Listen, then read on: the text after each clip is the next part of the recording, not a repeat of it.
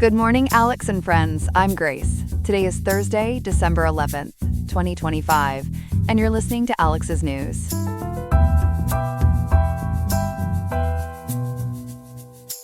The high in Riverside today is 80.9 degrees, with a low of 51.8, so expect a mild day with plenty of sunshine, perfect for getting out and about without overheating. Coming up on the show, we'll explore the reasons behind the U.S. government's seizure of Venezuela's biggest oil tanker and its implications for international tensions. We'll also break down a judge's ruling that labeled President Trump's deployment of the National Guard as deeply un-American, including the legal arguments that shaped the decision. Plus, other key stories on politics, global affairs, and more that you won't want to miss. All this and more coming up on Alex's News. Stay tuned.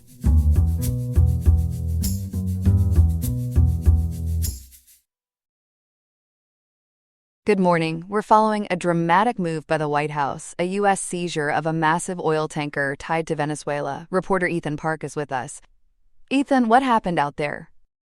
The U.S. boarded and seized a very large crude carrier called the Skipper yesterday, December 10th, in international waters off Venezuela.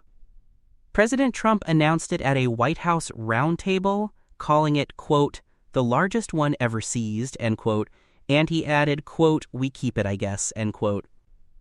Officials told outlets like Bloomberg and CBS News the ship was loaded with roughly 1.1 million barrels of Venezuela's Mary crude, and was part of a sanctioned network funneling money to Nicolas Maduro's inner circle and groups like Iran's IRGC and Hezbollah. How did the operation actually unfold? According to video posted by Attorney General Pam Bondi on X and reporting from USNI News and The Washington Post, a joint team from the FBI, Homeland Security Investigations, and the Coast Guard boarded around 6 a.m. local time. They launched from the USS Gerald R. Ford with helicopters and a specialized team that included Coast Guard maritime responders, Marines, and Special Operations Forces. Bondi said it was conducted, quote, safely and securely, end quote, under a U.S. seizure warrant, and there was no resistance from the crew. Where was the tanker coming from? And where was it headed? The Skipper had just departed Venezuela's Jose terminal after loading between December 4th and 5. According to PDVSA shipping records cited by Bloomberg. Satellite tracking suggested an Asia-bound voyage, potentially to China, but some reporting from Bloomberg and CBS News flagged a charter connection to Cuba Metals, hinting at a Cuba link via the so-called Dark Fleet. That's the network of sanctioned or disguised tankers that obscure their identity and do ship-to-ship transfers to evade sanctions. Who owns this ship, and why did it raise so many red flags? Public maritime databases like Equasis and Vessel Finder and Treasury notices cited by NPR and USA Today trace the ship through a tangle of front companies tied to a sanctioned Russian-Ukrainian oil figure, Viktor Artemov. The Skipper had sailed under other names, Odessa, and before that, Mayera and the Toyo, and it was already designated by Treasury's OFAC in 2022 for moving Iranian oil that funded the IRGC Quds Force and Hezbollah. That pattern, renames, flag changes, and sanctioned cargo made it a prime target for seizure under U.S. sanctions law. You mentioned the flag. Was it properly registered? No. Guyana's maritime authority quickly said the ship wasn't on its registry, despite the vessel flying the Guyanese flag, which effectively made it stateless.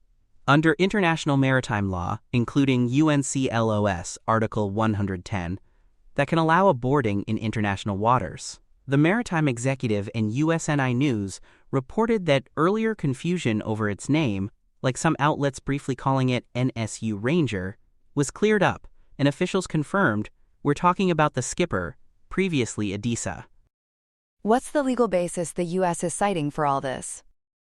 The administration is leaning on the International Emergency Economic Powers Act and OFAC regulations to enforce sanctions, according to DOJ filings described by The Washington Post and Treasury.gov. The Coast Guard's broad law enforcement authority under 14 U.S.C. 522 also factors in, especially with the false flagging making the ship effectively stateless.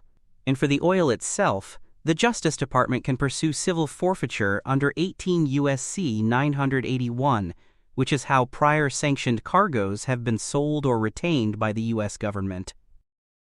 So when the president said we keep it, is that what's likely to happen? That's the expectation. Officials told NPR and ABC News that the cargo is likely headed into forfeiture, with proceeds potentially going to the U.S. or victims' funds, rather than back to PDVSA or intermediaries. Because PDVSA is a blocked entity under U.S. sanctions, property in its interest can be vested in the United States if a court agrees it's tied to sanctions violations or terrorism financing. What about the crew? Are they safe? They are. U.S. officials told CBS News and USA Today the 22 crew members, including a captain from Myanmar, were detained without injuries and are being taken with the ship to a U.S. port for processing. The emphasis in statements from U.S. Southern Command has been on a carefully planned operation that avoided harm while enforcing sanctions. Why is the administration doing this now? This is part of a broader pressure campaign that's accelerated through 2025, as reported by The Washington Post and Politico Pro. The White House rolled back a limited opening for Chevron earlier this year and tightened sanctions again, describing Maduro's government as a criminal syndicate tied to drug traffickers and terror networks. It's also happening amid a big U.S. military presence in the Caribbean, 11 warships and about 15,000 troops, framed by National Security Advisor John Bolton as taking on, quote, narco-terrorists, end quote. How significant is this seizure in that campaign? Experts quoted by the New York Times and the Washington Post called it a pivotal moment because it blends law enforcement, sanctions, and major military assets. It's a message that the U.S. will physically intercept oil it deems illicit, not just blacklist it on paper. And it raises the stakes with Maduro, Russia, Iran, and Cuba, all of whom have a role in these shipping networks. How's Venezuela responding? Maduro's government called it, quote, shameless robbery, end quote, and, quote, international piracy, end quote, and promised to take it to the UN and the International Maritime Organization. The Guardian's live blog noted the rhetoric is fiery, with officials vowing to defend sovereignty and resources, even as Maduro didn't address it directly in a speech yesterday. Iran's embassy in Caracas echoed the condemnation, portraying it as part of broader U.S. aggression. Are other countries jumping in?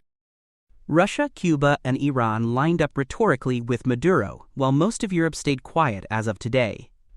Brazil's foreign policy voices expressed worry about a slide toward a, quote, Vietnam-style, end quote, conflict in the region, according to regional press highlighted by Al Jazeera.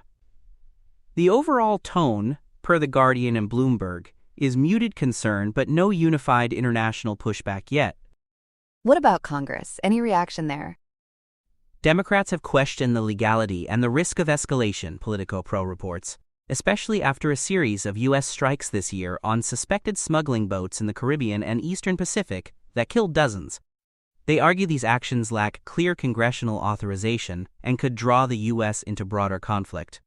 Republicans have generally supported the tougher stance as necessary to choke off Maduro's revenue.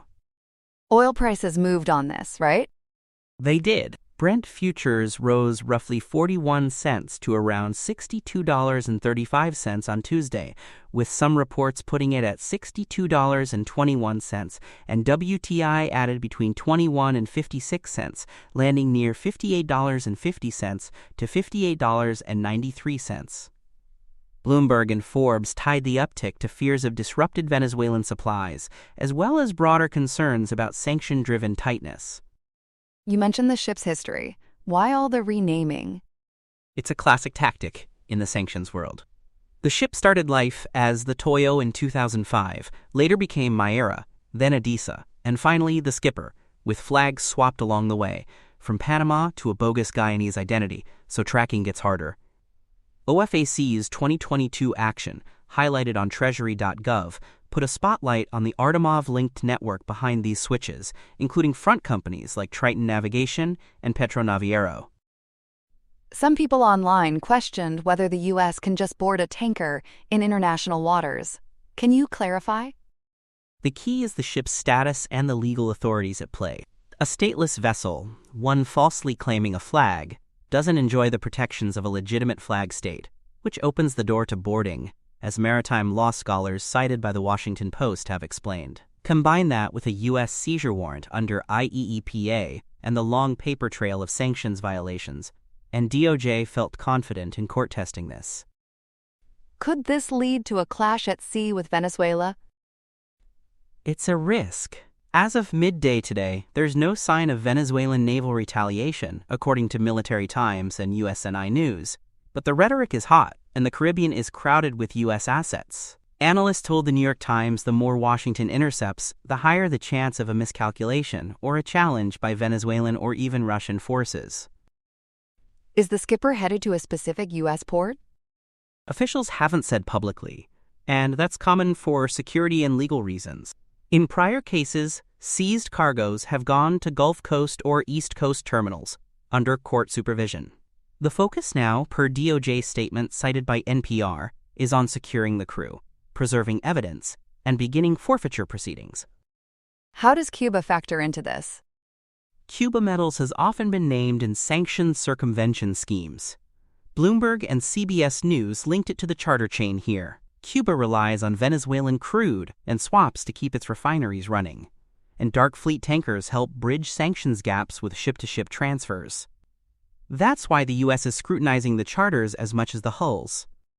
The administration also labeled a Venezuelan network a terrorist group recently. How does that tie in? In late November, the administration designated the so-called Cartel de los Soles as a foreign terrorist organization, framing Maduro's circle as intertwined with narco-trafficking and terror financing. The Washington Post and Al Jazeera note that labeling broadens the tools DOJ can use against money flows and shipping. Seizing an oil cargo that allegedly funds those networks fits that logic. What's Maduro's argument on international law? Caracas says the U.S. is violating freedom of navigation and Venezuelan sovereignty by targeting its oil exports. They argue, as relayed by The Guardian and state media, that U.S. courts shouldn't have extraterritorial reach over third-country ships carrying Venezuelan crude. Washington counters that statelessness, OFAC designations, and terrorism financing give it jurisdiction to seize assets tied to criminal activity. Could courts push back on the forfeiture? It's possible. Owners or insurers can contest forfeiture, and judges often dig into whether the government meets the burden on sanctions violations and ownership. But recent cases involving Iranian cargoes show U.S. courts have been receptive when there's a clear OFAC designation trail, according to prior DOJ announcements covered by NPR and The Washington Post. What are experts watching for next? 3 things. First, whether Russia or Iran tries to escort or reroute other sanctioned tankers, which could create standoffs. Second, whether oil markets see a sustained premium if more Venezuelan cargoes go dark or get intercepted, something Bloomberg's analysts say could tighten heavy crude supplies.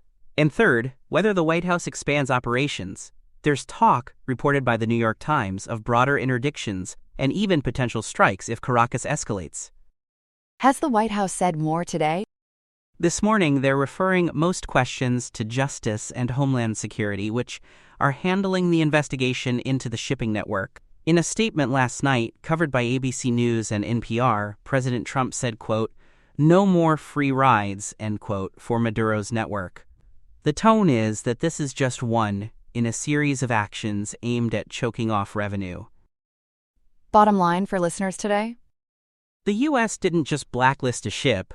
It took a tanker loaded with Venezuelan crude out of circulation and says it'll keep the oil. That's a major escalation in a sanctions campaign designed to squeeze Maduro's finances and signal to Russia, Iran, and Cuba that the dark fleet isn't safe.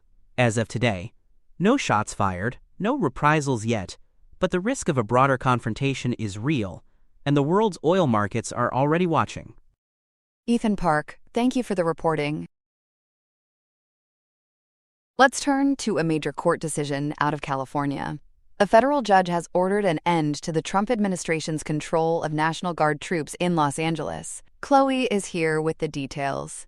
Chloe, what exactly did the judge rule? Judge Charles Breyer issued a 35-page opinion yesterday, ordering the administration to immediately stop its federalization of the California National Guard in Los Angeles and hand control back to Governor Gavin Newsom. He called the ongoing mission, quote, profoundly un-American, end quote, arguing it undermines core constitutional protections like the right to protest. According to coverage in the San Francisco Chronicle and The Guardian, the ruling grants a preliminary injunction and sharply criticizes the administration's legal basis. Why does he say it's so un-American? What's the constitutional issue here?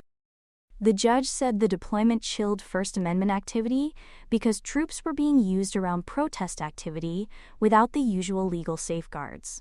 He warned that accepting the administration's broad reading of its power could turn the National Guard into a de facto national police force. CBS News reports Breyer emphasized checks and balances, accusing the White House of seeking a, quote, blank check, end quote, for domestic military power. When does his order take effect, and what's the status of the appeal today? The order takes effect at noon on Monday, December 15th, which is 4 days from now. There's a temporary stay to give the administration time to appeal. As of this morning, December 11th, the Ninth Circuit hasn't granted an emergency stay or taken further action, according to the Chronicle and CBS News. The Justice Department is expected to move quickly. Remind us how we got to this point. What sparked the deployment back in June? Protests erupted in early June over aggressive ICE raids targeting undocumented immigrants, with a downtown Los Angeles epicenter. Most demonstrations were described as peaceful, but some nights saw escalation. NBC Palm Springs and the Boyle Heights beat reported clashes, and LAPD recorded fireworks and rocks thrown at officers on June 11th. By June 9th, authorities had tallied more than 850 arrests across the county. There was confusion from city leaders early on too, right? That's right. On the first night of a curfew, Mayor Karen Bass initially said there was, quote, no looting, no violence, and no vandalism, end quote. Subsequent accounts acknowledged clashes with LAPD and ICE agents. CBS News documented the arrests, which ranged from failure to disperse to a single assault with a deadly weapon and several looting cases. So what authority did the president use to federalize the Guard, and how many troops were involved? The White House invoked 10 U.S.C. Section 12,406 in June, a rarely used statute that allows federalization in cases of rebellion or when regular forces can't execute the laws. Roughly 4,000 California Guard members were federalized without the governor's consent, something that hasn't happened since Nixon during the 1970 postal strike. The Los Angeles Times and PBS reported that an additional 700 Marines were sent to the city, which raised tensions even further. How does that square with the Insurrection Act and the Posse Comitatus Act? That's a lot of legal alphabet soup. Breyer drew a bright line. He said Section 12,406 may let a president federalize the Guard under certain conditions, but it doesn't automatically authorize domestic law enforcement once they're under Title 10. That's where the Posse Comitatus Act kicks in, generally blocking federal troops from enforcing civilian law unless the Insurrection Act is invoked. In this case, the administration did not invoke the Insurrection Act, according to Jurist.org and The Guardian. Didn't the judge try to block the deployment earlier? What's different now? He did. In June, he issued a temporary restraining order, arguing the deployment violated Posse Comitatus, but a Ninth Circuit panel quickly reversed it, and an en banc rehearing was denied in October. California's Attorney General Rob Bonta refiled with a stronger record, and yesterday, Breyer shifted to a preliminary injunction. He found the administration's claims of ongoing risk were unsupported and veered toward misrepresentation, as CBS News summarized. What did he say about historical precedent? We've seen federal troops used before. He contrasted this with past cases where presidents paired federalization with the Insurrection Act. Think Eisenhower in Little Rock to enforce desegregation, George H.W. Bush during the 1992 Los Angeles riots, or even Nixon's postal strike response, which didn't target strikers directly. The difference, Breyer wrote, is that those episodes used clear statutory exceptions or avoided direct law enforcement roles. Here, he said the administration leaned on Section 12,406 alone to oversee protest-era policing, which runs headlong into Posse Comitatus. Where do troop levels stand now? Are soldiers still on the streets? Most of the initial 4,000 Guard members were demobilized or reassigned months ago. The Marines fully withdrew by July, with Pentagon officials telling CBS News the city had stabilized. As of today, LA Times and defense communities reporting says roughly 100 federalized Guard members remain in Los Angeles, assigned to rapid response protection for federal facilities pending the appeal. They're essentially in a holding pattern. How did Governor Newsom react to the ruling? He praised it. In a statement covered by KPBS and the San Francisco Chronicle, he called the deployment illegal and said it must end, arguing it pulled Guard members away from critical state missions like wildfire response. He also emphasized that putting Guard troops against their own communities erodes trust at a delicate moment. The ruling essentially gives him back control if it stands past Monday. And Attorney General Rob Bonta? He's been front and center in the lawsuit. He framed it as a separation of powers victory. In comments carried by AP News and Democracy Docket, he said, quote, "The president is not king, and he cannot federalize the National Guard whenever, wherever, and for however long he wants, without justification," end quote. He argued that the administration never met the legal standard of a true breakdown in law execution. That theme runs throughout Breyer's opinion. What is the Trump administration saying in response? They vowed to appeal and are seeking an emergency stay. White House spokespeople, quoted by CBS News and PBS, insist the mission stabilize Los Angeles and remains necessary. They point to the Ninth Circuit's earlier intervention as a sign they'll ultimately prevail. Breyer, however, dismissed those arguments as shocking in their breadth and short on evidence. Put this in a national context. Is Los Angeles an outlier or part of a pattern? It's part of a broader approach to Democratic-led cities. The Guardian and OPB have reported similar confrontations in Portland, and a Chicago case testing Section 12,406 without an Insurrection Act invocation is now before the Supreme Court. The Center for American Progress notes that a high court ruling there could define the limits of federalization power for years. So Los Angeles could be a bellwether, but Chicago may set the national rule. You mentioned concerns about a national police force. What exactly did the judge warn about? He described a possible positive feedback loop if the president's interpretation stood. Under that view, the federal government could claim ongoing risk, federalize state troops indefinitely, and direct them in domestic policing without the Insurrection Act. According to CBS News, read of the opinion, he said that would transform the Guard into a national police force made up of state troops. That's precisely what Posse Comitatus was designed to prevent. What's the situation on the ground right now? Are protests still happening? It's relatively quiet. LAist and the Long Beach Post report no new significant incidents tied to the original protests, and Courthouse News says the remaining Guard presence is largely preventative. Still, tensions linger, particularly around federal buildings and immigration enforcement flashpoints. Everyone's waiting to see if the Ninth Circuit steps in before Monday's deadline. Are legal experts expecting the Ninth Circuit to act quickly? Yes. Lawfareandjurist.org note the panel moved swiftly in June and October, and emergency motions like this are often handled on an accelerated timetable. The key difference now is the more developed record and Breyer's narrower, more detailed findings. If the Ninth Circuit issues a stay, control stays with the administration while the appeal plays out. If not, Newsom regains command on Monday at noon. Some critics have questioned Breyer's jurisdiction since he sits in San Francisco. Is that an issue? The venue stems from where the suit was filed and how California framed the harm to the state, not just one city.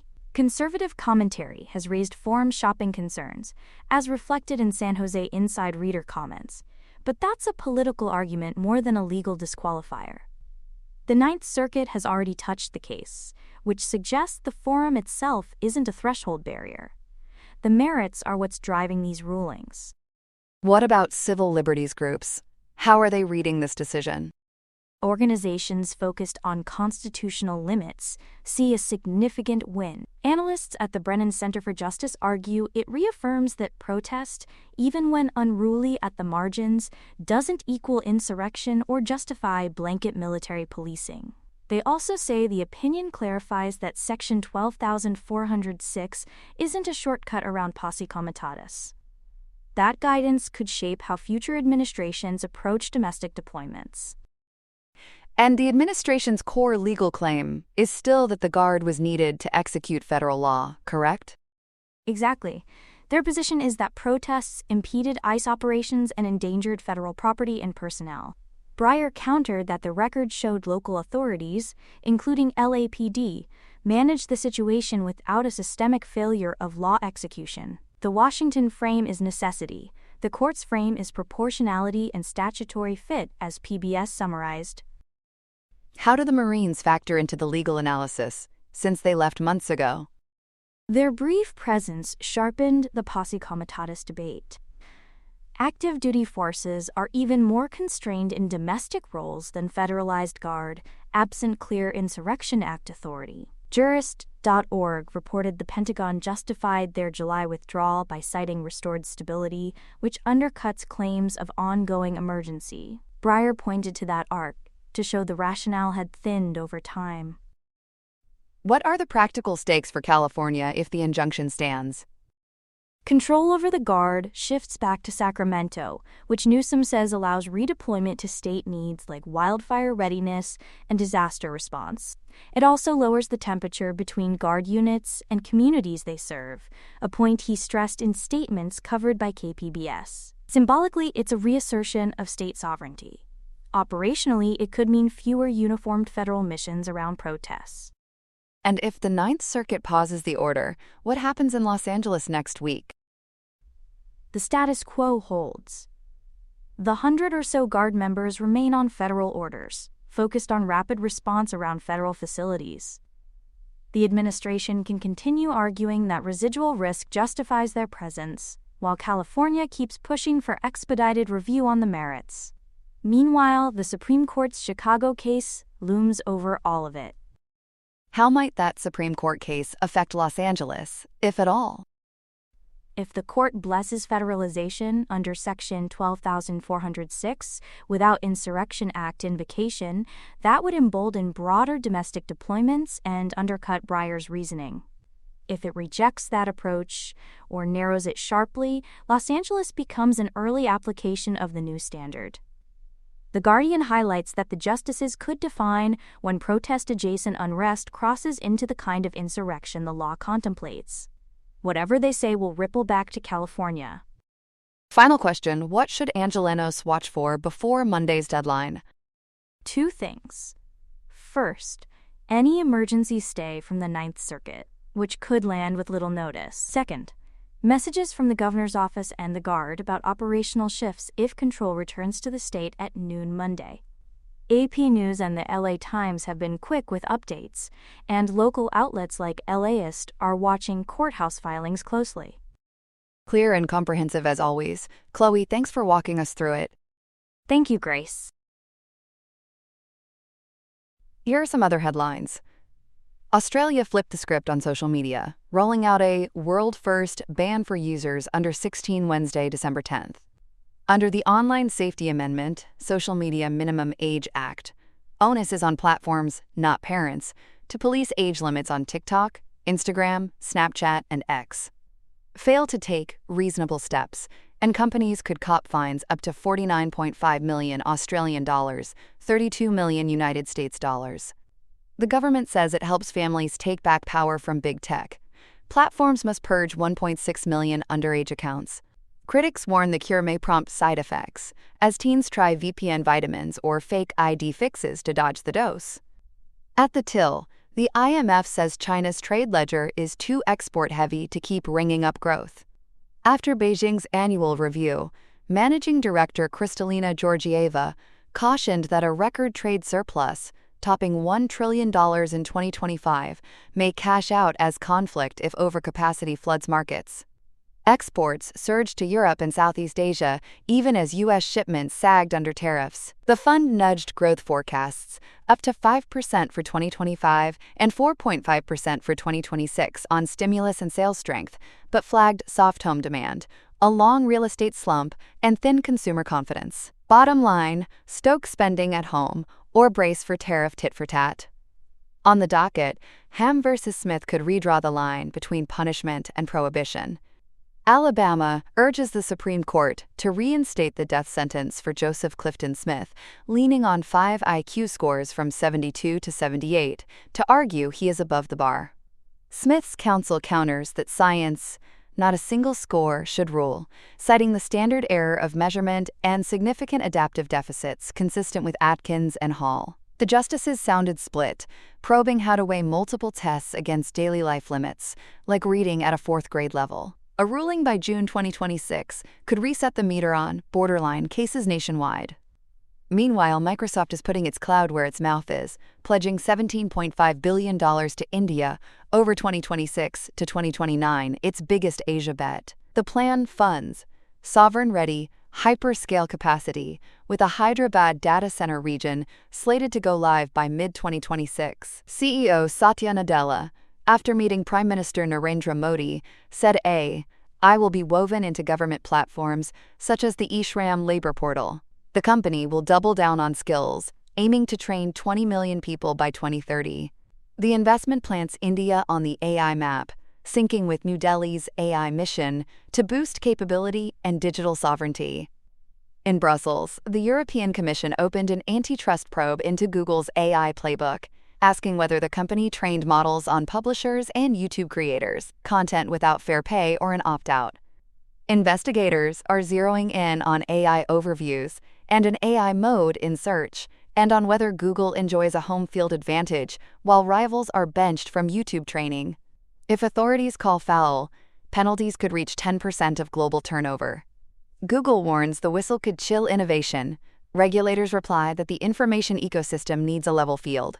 In this match, fair use meets fair dues, and the score is pending. That's all we have for now.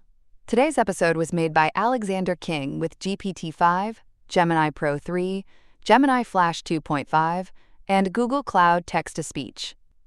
I hope you have a great day. I'll see you tomorrow, Alex.